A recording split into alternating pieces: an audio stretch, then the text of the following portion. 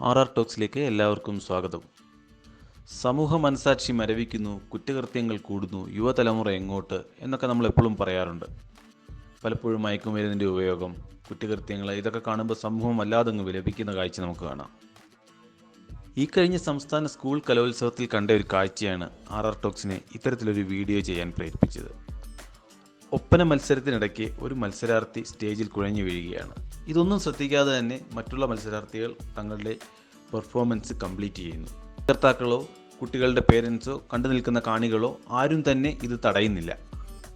ഈ വീണ് കിടക്കുന്ന കുട്ടിക്ക് എന്താണ് സംഭവിച്ചത് എന്നതിനേക്കാൾ ഉപരി തങ്ങളുടെ മത്സരം പൂർത്തിയാക്കുക എന്നതായിരുന്നു മത്സരാർത്ഥികളുടെയും ജഡ്ജസിൻ്റെയും പേരൻസിൻ്റെയും ലക്ഷ്യം.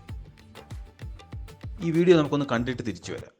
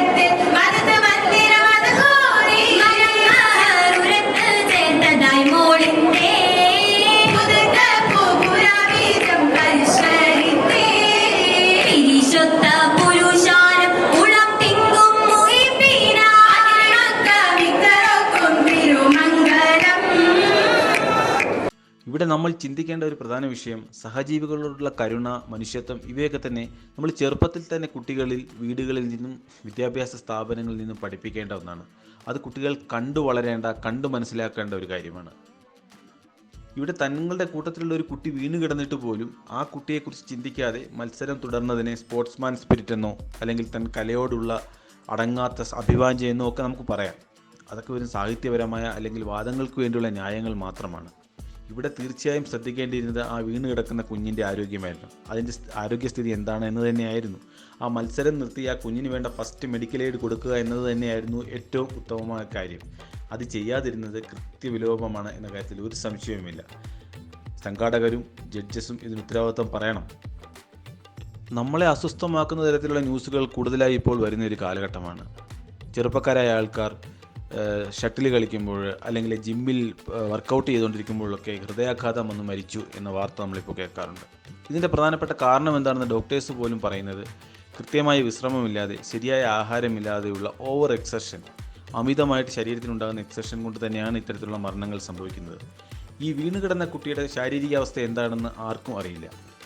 ആ കുട്ടിയെ ഒരുപക്ഷെ സമയത്ത് ആശുപത്രിയിൽ എത്തിച്ചില്ലായിരുന്നെങ്കിൽ ഇതൊരു വലിയ ദുരന്തത്തിലേക്ക് പോലും മാറുമായിരുന്നു എന്ന യാഥാർത്ഥ്യം മറന്നുകൊണ്ടാണ് ഈ മത്സരം തുടർന്നത്.